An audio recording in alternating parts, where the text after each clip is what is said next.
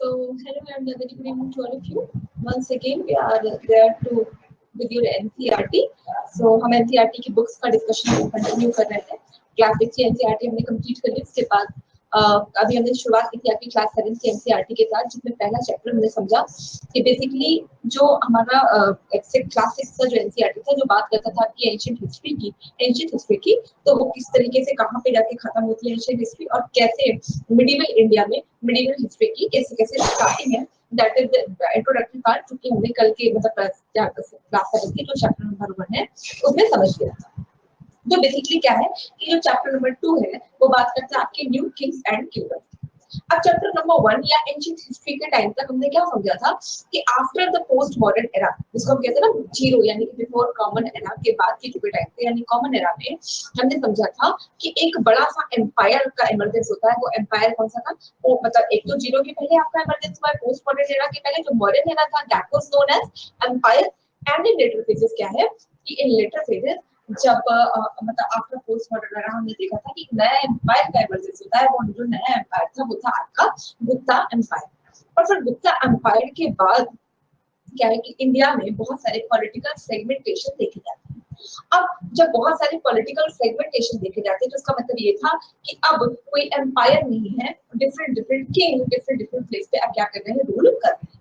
जब भी मतलब अगर सेगमेंटेशन होता है, लैंड का सेगमेंटेशन होता है, तो पॉलिटिकल डिस्टर्बेंस होता है. और वो पॉलिटिकल डिस्टर्बेंस किस चीज में रिजल्ट करता है? तो वो रिजल्ट करता है नए नए किंगडम्स के राइजिंग, है ना. नई जगह पे नए किंगडम्स का इमरजेंस, राइट. तो अगर हम कंपेयर करके देखें तो जो ये वाला मैप है, अगर इसे आप देखिए तो बेसिकली ये वाला जो पार्ट है यहाँ पे,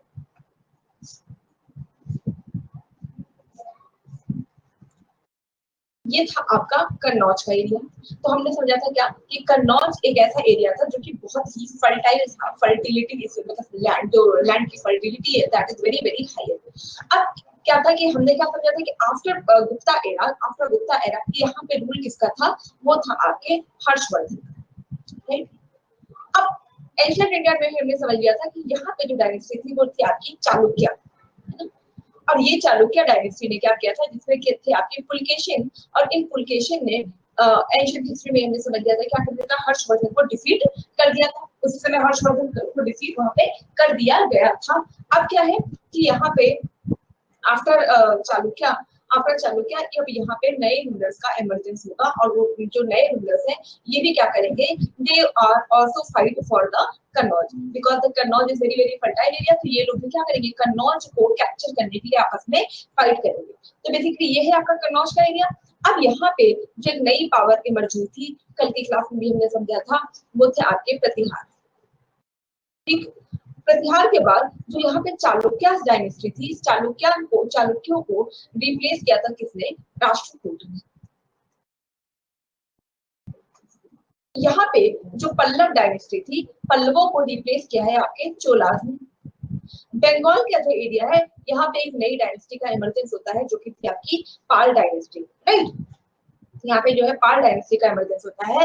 और पाल के बारे में जब हम लेटर अपने आगे की क्लासेस में पढ़ेंगे, आर्ट एंड कल्चर को डील करेंगे, तो उसमें हम देखेंगे कि पाल जो डायनेस्टी थी उनका बहुत ज्यादा कंट्रीब्यूशन है किसमें, इंडिया के आर्ट एंड आर्किटेक्चर में इनका बहुत ज्यादा कंट्रीब्यूशन है. इवन जो नालंदा यूनिवर्सिटी जो कि गुप्ता टाइम में, एक्चुअली जो नालंदा यूनिवर्सिटी वो तो गुप्ता टाइम पे ही जो है इमरजेंस में आ चुकी थी.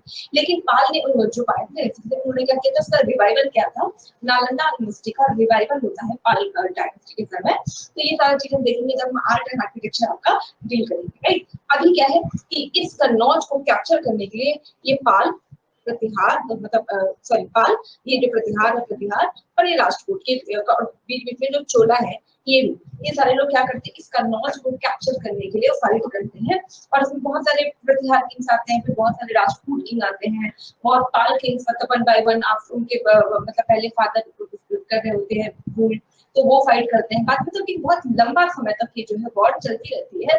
इसलिए इसको हम कहते हैं tripartite struggle for the Kannauj. Tripartite struggle मतलब कि तीन जो मेन पावर है वो कन्नौज को कैप्चर करने के लिए क्या कर रहे हैं, स्ट्रगल कर रहे हैं. कौन कौन से पावर है? प्रतिहार, पाल और राष्ट्रकूट. फिर लेटर पेजेस में क्या है कि प्रतिहार इस जो स्ट्रगल है इसको विन नहीं करता है. तो दूसरी तरफ क्या है कि अगर आप यहाँ से अगर थोड़ा सा मैप का एक्सपेंड करें तो ये वाला जो एरिया है वो है अरब का एरिया, है ना. अरब का एरिया है, तो अरब भी क्या करते हैं, उससे उस टाइम पे इंडिया में आने की कोशिश करते हैं।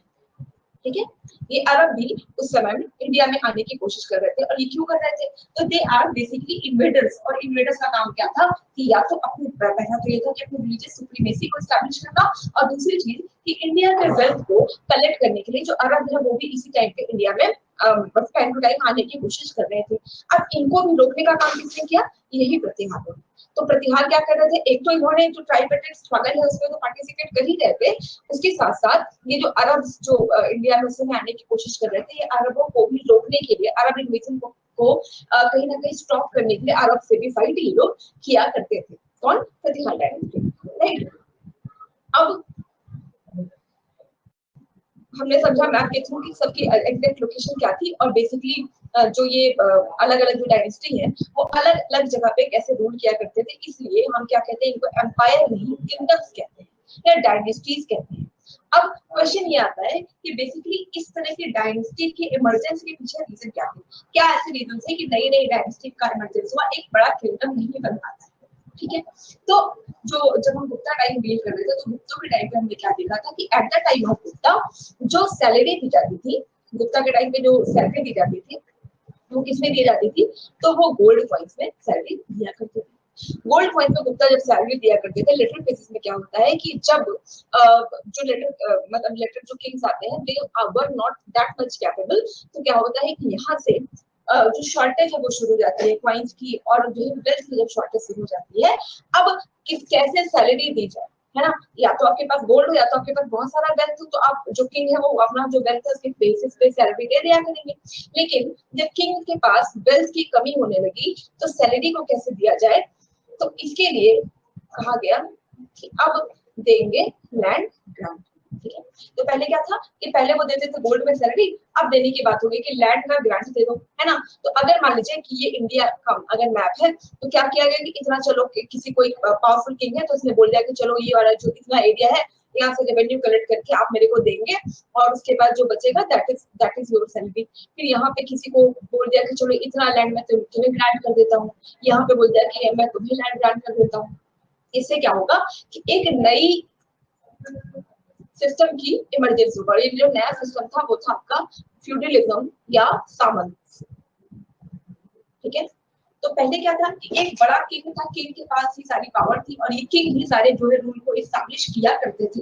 लेकिन जब यहाँ पे बहुत सारे फ्यूडल लॉर्ड्स आ जाएंगे, सामंत आ जाएंगे, तो सामंत क्या करेंगे, अब क्योंकि उनका काम तो ये है कि बस उस पर्टिकुलर प्लेस से लैंड रेवेन्यू को कलेक्ट करना है, और लैंड रेवेन्यू को कलेक्ट करके क्या करना है, अब जो किंग है, जो रिस्पेक्टिव किंग है, उनको दे देना है। बाकी की जो भी सारी पॉलिसीज होगी वो सामंत या जो आपके फ्यूडल लॉर्ड्स है वही बनाए करेंगे।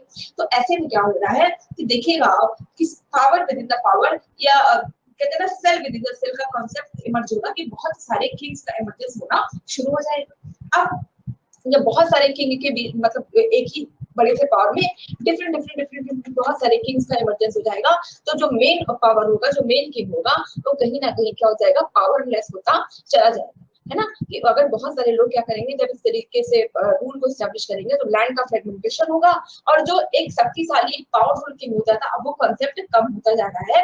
नए नए जो है किंग्स की वजह से जो पावर सेंट्रलाइज पावर थी वो भी क्या हो रही है, धीरे धीरे कम हो रही है। दूसरी तरफ यहाँ पे एक वर्ड दिया गया है हिरण गर्भ, हिरण गर्भ नाम का रिचुअल, ये हिरण गर्भ नाम का यज्ञ, जैसे कि हमने आपके क्लासेस की एनसीईआरटी में देखा था, अश्वमेध, वाजपेयी, राजसूय, बहुत सारे यज्ञ के बारे में पढ़ा था। यहाँ पे आप क्या बात कर रहा है, हिरण्य गर्भ यज्ञ के बारे में। तो क्या है ये हिरण्य गर्भ यज्ञ, तो एक्चुअली कॉन्सेप्ट क्या था कि हमेशा और हमेशा जो क्षत्रिय होते थे, क्षत्रिय जो क्लास बेसिकली वही रूल किया करती थी। ठीक है, क्षत्रिय क्लास हमेशा रूल किया करती थी। लेकिन जब लैंड ग्रांट्स दिए जाने लगे, तो क्या हुआ कि लैंड ग्रांट्स बेसिकली किसको दिए जाते थे, तो लैंड ग्रांट्स दिए जाते थे एक तो आपके ब्राह्मण्स को। ठीक है, ब्राह्मण क्या करते थे कि जो किंग्स है उनके लिए यज्ञ कराया करते थे, उनके लिए प्रशस्ति लिखा करते थे, तो उसके लिए ब्राह्मण्स को लैंड ग्रांट दिया गया। फिर आपकी आर्मी को दिया गया। ठीक है, फिर आपके जो ये ऑफिसर्स हैं, ऑफिसर्स को लैंड ग्रांट दिए गए। ठीक है, अब जब इनको लैंड ग्रांट दे दिए गए, तो बेसिकली क्या था कि पहले जो पावर, जो सेंटर ऑफ द पावर है, हमेशा हमेशा क्षत्रिय रहा करते थे। लेकिन जब इसमें क्या हो गया, कि ब्राह्मण भी पावर में आ गए, बाकी जो वैश्य थे वो भी पावर में आ गए, तो जो आम आदमी होगा वो ये मानने को तैयार नहीं हो रहा था कि how I will be ruled by some other varnas, I will be ruled only by the Kshatriya, right. तो वो क्या कर रहे थे कि वो जो है ब्राह्मण या अदर जो वर्ण सिस्टम है उनको एक्सेप्ट नहीं कर रहे थे एज ए रूल, ठीक है। तो उसी में आपको एक वर्ड का जो यहाँ पे दिया है हिरण्यगर्भ, तो हिरण्यगर्भ बेसिकली जो ये वाला एरिया है राष्ट्रकूट वाला एरिया है, राष्ट्रकूट वाले एरिया में राष्ट्रकूट की अगर आप कैपिटल देखें तो कैपिटल इज मान्यखेत, है ना। राष्ट्रकूट की जो कैपिटल है दैट इज मान्यखेत। इन्होंने क्या किया कि इन्होंने बेसिकली जब चालुक्यास को रिप्लेस किया था, तो ये क्या थे बेसिकली ये भी तरुण चालुक्यास ये क्या थे, ये फ्यूडल लॉर्ड्स थे, है ना। चालुक्यों ने इनको अपनी कुछ लैंड ग्रांट दिए, उन्होंने अपने पावर को एक्सपेंड किया, पावर को एक्सपेंड करके ये क्या बन गया, पूरे मतलब पूरे चालुक्य राजनीति को रिप्लेस करके राष्ट्रकूट पूरे पावर में आ गए, है ना। अब राष्ट्रकूट पावर में तो आ गए, लेकिन जो लोग हैं वो उनको एक्सेप्ट नहीं कर रहे थे, है ना, एज अ रूलर उनको एक्सेप्ट नहीं कर रहे थे। तो इसलिए राष्ट्रकूट लोगों ने क्या किया, एक यज्ञ किया जिसका नाम था हिरण्यगर्भ, है ना। अब बेसिकली हिरण्यगर्भ का कांसेप्ट देखें तो वो कहते थे कि अगर एक बार मैंने हिरण्यगर्भ यज्ञ कर दिया तो हो सकता है इस जन्म में तो मैं भले से क्षत्रिय नहीं हूँ, लेकिन अगले जन्म में, गर्भ का मतलब वो होता है ना, एज यू नो कि जो गर्भ मतलब वो अगली बार जब भी मेरा जो भी जन्म होगा तो मैं क्षत्रिय बन के क्या हो जाएगा, मेरा जो इमरजेंस होगा वो क्षत्रिय की तरह होगा, ठीक है। इस तरीके की जो रिचुअल्स है वो लोग जो है किया करते थे। तो इसका मतलब कहीं ना कहीं ये भी है कि ये लोग बिलीव करते थे आपके रीबर्थ में, है ना। रीबर्थ का जो कॉन्सेप्ट था वो भी प्रिविलेज था, ये लोग मानते थे कि जो है रीबर्थ होता है, और इसी सब को मतलब और बढ़ाने के लिए या कहीं ना कहीं अपने इस थिंकिंग को और ज्यादा पुश करने के लिए यहाँ पे जो यज्ञ का कॉन्सेप्ट है दैट वाज नोन एज हिरण्यगर्भ। अब जब इतना फ्रेगमेंटेशन हो गया है लैंड में, या मतलब बहुत सारे किंग्स अब आ गए हैं, तो एडमिनिस्ट्रेशन कैसे होता था, एडमिनिस्ट्रेशन की पावर क्या थी, ये एडमिनिस्ट्रेटिव पावर को कैसे हैंडल किया जाता था। तो बेसिकली जैसे हमने एंशिएंट इंडिया में आपके देखा है, तो एंशिएंट इंडिया में हमने क्या समझा था कि क्या होता था कि बहुत सारे जो किंग्स थे, जैसे आपके अशोका हो गए, आपके गुप्ता में हो गए, आपके चंद्रगुप्त, तो ये लोग क्या करते थे, टाइटल को होल्ड करते थे। जैसे आपके गुप्ता थे, चंद्रगुप्त, तो उन्होंने विक्रमादित्य का टाइटल होल्ड किया था, अशोका ने क्या किया था, प्रियदर्शी का टाइटल होल्ड किया था। तो सेम वे अभी क्या है कि यहाँ पे भी जो किंग्स है ये बहुत सारे टाइटल्स को होल्ड करेंगे, जैसे महाराजा महाराजा महाराजा धीराजा, है ना, त्रिभुवन चक्रवर्ती। ऑल दो कि अब ये जो महाराजा का मतलब वो क्यों समझते हैं कि बहुत बड़े से राजाओं के राजा महाराजा, या चक्रवर्ती मतलब कि समवन हु इज एम्परर, है ना। भले से उन्होंने टाइटल्स वैसा होल्ड कर लिया था, पर अभी इनके पास इतनी पावर अब बची नहीं थी, क्योंकि क्या है पावर अब फ्रेगमेंटेड हो चुकी है ना। तो भले से ये क्या है टाइटल्स उस समय से होल्ड कर रहे थे कि सपोज कि मतलब they are holding an emperor, मतलब एक एम्पायर को होल्ड करना है, बट अब क्या है कि पावर उतनी ज्यादा बची नहीं है इनके पास। बट ये हम समझते हैं कि हाँ ये लोग क्या करते थे, टाइटल को होल्ड किया करते थे। अब दूसरी तरफ क्या है कि ये जो हमने समझा क्या कि ये लोग ग्रांट किसको देते थे, तो आर्मी को देते थे, ऑफिशियल्स को देते थे, ब्राह्मण्स को भी देते थे। तो ब्राह्मण्स अब जो नया कहा जाए कि एक नई रूलिंग क्लास आ गई, ब्राह्मण भी रूल कर सकते थे, क्षत्रिय तो कर ही रहे थे, वैश्य भी रूल कर रहे थे, और उसके बाद ट्रेडर्स को भी ये लोग क्या करते थे, ग्रांट्स दिया करते थे, लैंड ग्रांट्स ट्रेडर्स को भी दिया करते थे।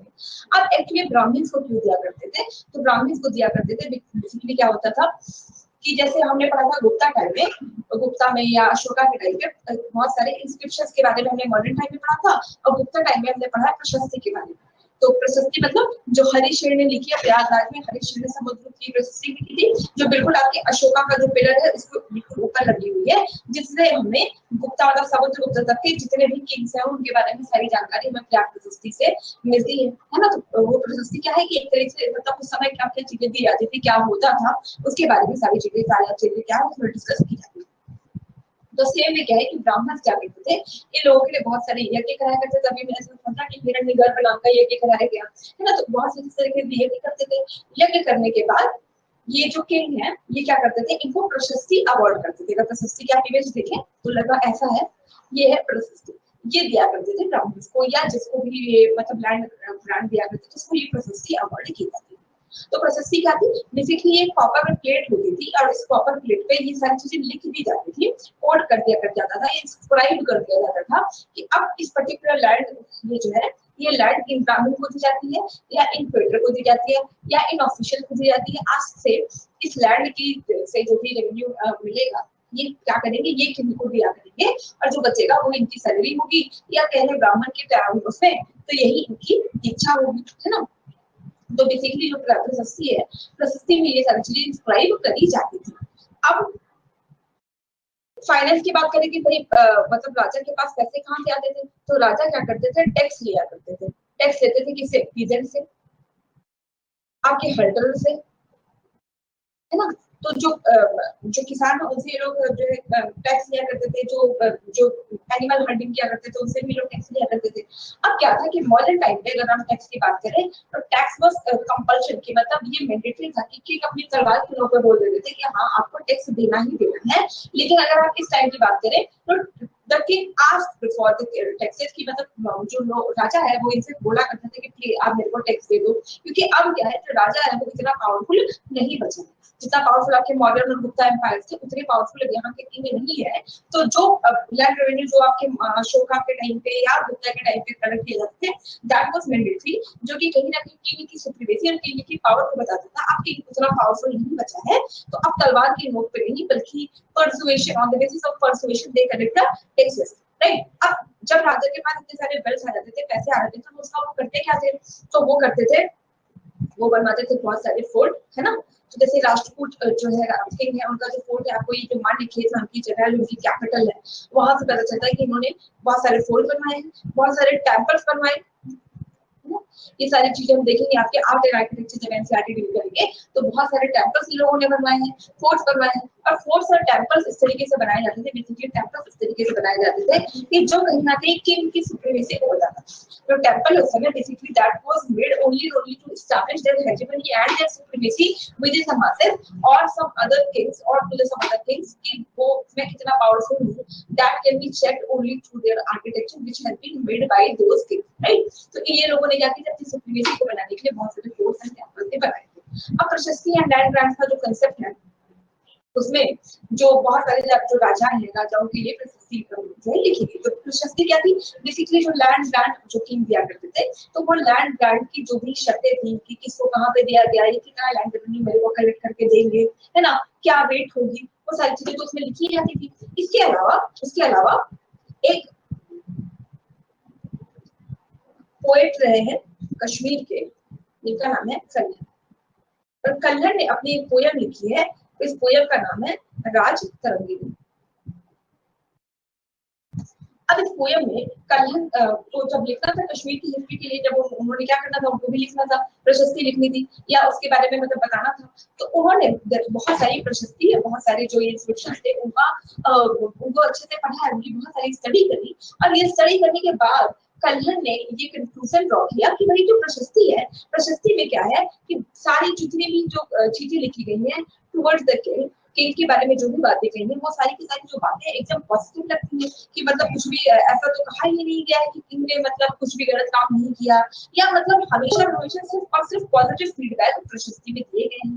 तो कल्हण को यहाँ पे डाउट होता है, कल्हण को लगता है कि ऐसा तो नहीं हो सकता है कि किंग ने जितना भी जो भी चीजें की हो सबका सब पॉजिटिव और कुछ भी नेगेटिव रहा ही ना हो। तो वहां से एक कंक्लूजन ये ड्रॉ होता है कि बेसिकली जो प्रशस्ति है, प्रशस्ति भी क्या है कि ये जो लर्नेड ब्राह्मण है वही प्रशस्तियों को लिखा करते थे। तो जो प्रशस्ति को लर्नेड ब्राह्मण्स लिखा करते थे, तो ब्राह्मण्स को कहीं ना कहीं ये एक तरीके से लालच होगा, ब्राह्मण्स को एक तरीके का लालच था क्या, कि अगर मैं एकदम पॉजिटिव फीडबैक किंग के बारे में दूंगा, क्योंकि उनको पता था कि बाद में हिस्ट्री को के बारे में मतलब हिस्ट्री का एक बार चक्र होगा, तो ये प्रशस्तियों के थ्रू होगा। उसके अलावा जो भी जो आपके लार्जर काइंड ऑफ मासेस है, वो भी इस प्रशस्ति को पढ़ के किंग के बारे में जानेंगे, तो उनको भी कहीं ना कहीं एक तरीके से समझिए कि लालच कहाँ होगा कि अगर मैं सारा पॉजिटिव फीडबैक दूंगा तो किंग मेरे से खुश होगा, और बदले में क्या देगा, वो मेरे को लैंड ग्रांट देगा, लैंड ग्रांट देगा तो मैं फिर again I became a new king, I became a feudal Lord, right. तो इस तरह की जितनी भी प्रोसेस थी, इसमें जो लैंडेड ब्राह्मण्स थे उन्होंने सारी पॉजिटिव फीडबैक ही लिखे हैं, कुछ भी नेगेटिव नहीं लिखा है। तो राज तरंगिणी में कल्हण ने ये बातें बताई हैं, राज तरंगिणी में कल्हण बोलते हैं कि जो प्रशस्ति है उसमें हमेशा हमेशा सिर्फ पॉजिटिव फीडबैक ही किंग के बारे में दिए गए हैं, और दो इट इज नॉट बिलीवेबल कि सारी चीजें सिर्फ पॉजिटिव रही किंग के बारे में, या king hasn't to do any kind of wrong to their masters. ठीक है, तो जब उन्होंने राज तरंगी ने लिखी किसने, कन्नन में, तो कन्नन ने उसमें पॉजिटिव के साथ कुछ नेगेटिव फीडबैक्स भी दिए, है ना। तो जब कन्नन ने अपनी बुक लिखी है तो ऐसा नहीं है कि उन्होंने सब कुछ पॉजिटिव लिखा, उन्होंने जो नेगेटिव एस्पेक्ट थे उनको भी कवर किया, उनके बारे में भी बताया है किसने, हम ये पोएम जिसका नाम है राज तरंगिणी। और राज तरंगिणी जो पोएम है basically that poem is not only centered to the history of Kashmir, बल्कि वो क्या है वाइड एरिया को कवर करते हुए लिखी हुई पोएम है। तो उन्होंने आपके जो नॉर्दर्न साइड की जितनी भी प्रशस्ति थी या नॉर्दर्न साइड के जो भी किंग्स थे सब के बारे में राज तरंगिणी में क्या है कि सारी हिस्ट्री के बारे में कवर करा दिया। अब इसी टाइम पे अब ये समझने के बाद हम समझते हैं कि एक जो अलग रूलर्स थे इनके अलावा, जैसे कि ये तो आपका हो गया प्रतिहार डायनेस्टी, है ना, प्रतिहार थे, यहाँ पे आपके पाल थे, ये आपका राष्ट्रकूट है, यहाँ पे आपके चोलास थे। इनके अलावा भी एक जो सेंटर ऑफ द पावर है वो सेंटर ऑफ द पावर है राजपूत या राजपूत जो कैसे इमर्ज हुए एज ए राजपुत्र।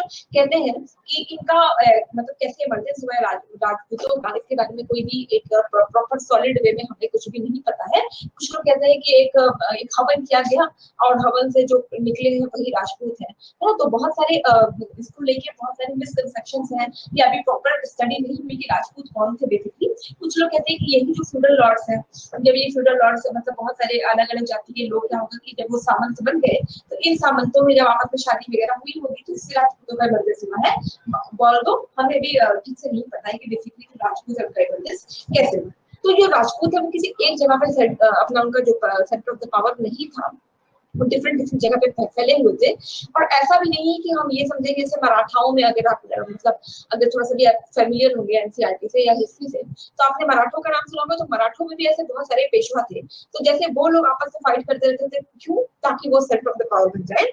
वैसे ही जो राजपूत है, डिफरेंट राजपूत क्लेम्स है, ये भी आपस में लड़ते रहते थे। जैसे ये वाला जो प्लेस था अजमेर वाला, यहाँ पे चौहान लीड करते थे, दिल्ली वाले प्लेस पे तोमर लीड करते थे, आपके मध्य प्रदेश वाला जो प्लेस है वहाँ पे चालुक्य चंदेल रूल किया करते थे, ये वाला जो प्लेस यहाँ पे सोलंकीज थे, है ना। तो ये सारी क्या है राजपूत क्लेम्स है, बहुत सारे राजपूत क्लेम्स है। तो इसी समय पे क्या है कि जो हमने देखा कि जो प्रतिहार थे, प्रतिहार क्या कर रहे थे कि अरबों का जो इन्वेजन इंडिया में हो रहा था उसको रोकने का काम करते थे। लेकिन इन्हीं में एक बार क्या होता है कि अरबों का जो इन्वेजन होता है वो शुरू हो जाता है। अरबों का इन्वेजन जो बेसिकली चल रहा था, प्रतिहार उसको जो है मतलब फ्रंट पे वही थे, तो वो उसको रोकने की कोशिश करते थे। लेकिन इसी में आपका गजनी जो देश है, गजनी का मतलब अफगानिस्तान में, तो अब वहां का जो सुल्तान है, सुल्तान महमूद गजनवी या महमूद गजनी, वो क्या करता है इंडिया में एंटर करता है। और ये एंटर करते हैं आपके बेसिकली सोमनाथ का जो टेम्पल है गुजरात में वहां पे। ठीक है, तो वहां पे जब ये इन्वेजन करता है, इन्वेजन करने के बाद बहुत सारी लूट करता है, बहुत सारे हिंदुओं को किल करता है। क्यों? क्योंकि एक तो उनको अपने वेल्थ कलेक्शन करना चाहते थे, इसलिए लूट की। दूसरा क्या करना था, अपने रिलीजन की सुप्रीमेसी को, अपने रिलीजन की हेजेमनी को स्टैब्लिश करना था। तो ये बहुत सारे जो हिंदू संत है इनको किल कर, उसके बाद फिर लोग ने देश वापस चला गया, जो कि वापस चला गया। लेटर केसेस में क्या होता है, अगेन एक नया टर्क इंडिया में आता है। जो नया टर्क है वो है आपका मोहम्मद गोरी। फिर मोहम्मद गोरी आते हैं। मोहम्मद गोरी कहाँ से आते हैं, तो वो आते हैं इस आपके अजमेर और दिल्ली वाला जो एरिया है वहां पे। और ये जो है जब आते हैं इंडिया में एंटर करते हैं तो ये किससे फिर इनकी बैटल होती है, तो इनकी बैटल होती है आपके पृथ्वीराज चौहान से, क्योंकि यहाँ पर जो चौहान राजपूत है, जब चौहान राजपूत से इनका जो है आपस में इनकी जो क्लैशेस होती हैं, इसको हम तराइन के वॉर में देखते हैं। जो पहले तराइन का वॉर है जिससे क्या है पृथ्वीराज चौहान ने इनको डिफीट कर दिया, मोहम्मद गोरी को। फिर सेकंड टाइम में हम देखा कि मोहम्मद गोरी क्या करता है, पृथ्वीराज चौहान को डिफीट कर देते हैं। उसके बाद फिर वो क्या करता है, अपने देश वापस जाने लगता है। वापस जाता है तो इसी सेस में इसने अपने स्लेव जिसका नाम कुतुबुद्दीन ऐबक था उसको इंडिया में छोड़ दिया, जिसने दिल्ली सल्तनत की शुरुआत की। अब इसके बारे में हमें पता कैसे चलता है, इसके बारे में हमें पता चलता है किताबुल हिंद से। किताबुल हिंद लिखी किसने है, तो ये लिखा है अल बरूनी ने। अल बरूनी कौन है, जो सुल्तान महमूद गजनवी का ही कहीं ना कहीं जो सुल्तान महमूद गजनवी है इन्हीं का पोएट है। तो अल बरूनी ने अपनी बुक में इसके बारे में पूरा अच्छे से डिस्क्राइब किया है कि कैसे जो इंडिया का उस समय का कल्चर था वो क्या था, और इंडिया में फिर जब अरबों का इन्वेजन होता है तो इंडिया में क्या क्या चेंजेस हुए हैं। इवन अल बरूनी ये बताता है कि कैसे जो इंडिया के लोकल लोग हैं उन्होंने उनकी हेल्प की थी, उन्होंने इसका हेल्प किया था। तो बेसिकली ये आपका चैप्टर नंबर 2 है क्लास 7 की एनसीईआरटी का। इसमें जो कुछ पार्ट्स अभी हैं, जैसे कि हमने अभी आपसे बात की प्रतिहास के बारे में, राष्ट्रकूट के बारे में, पाल के बारे में, इसके अलावा हर्ष का जो कैसे कैसे डिक्लाइन हुआ वो समझा हमने, राजपूत के बारे में समझा। एक पावर बच रही है, वो है आपकी power of Chola. Power of Chola का जो मतलब चोला का इमरजेंस कैसे होता है, बेसिकली यहाँ पे पहले था कौन, पल्लव। इन्हीं पल्लवों को रिप्लेस करके चोलास आए। तो चोला के कहीं ना कहीं कौन है, ये they were also the feudal lords, ये लोग भी सामंत थे किसके, पल्लवों के। तो चोला वाला जो पार्ट है ये क्लास जब आप चैप्टर 3 डील करेंगे तो चैप्टर 2 एंड चैप्टर 3 को क्लब करके हम चोला डायनेस्टी चैप्टर 3 को समझेंगे। तो आज की क्लास में यहीं तक। अब अगला जो हमारा सेशन होगा उसमें we will deal with the chapter number 3 with along with the Chola, right. So आज के लिए बस इतना ही। Thanks a lot and all the very best.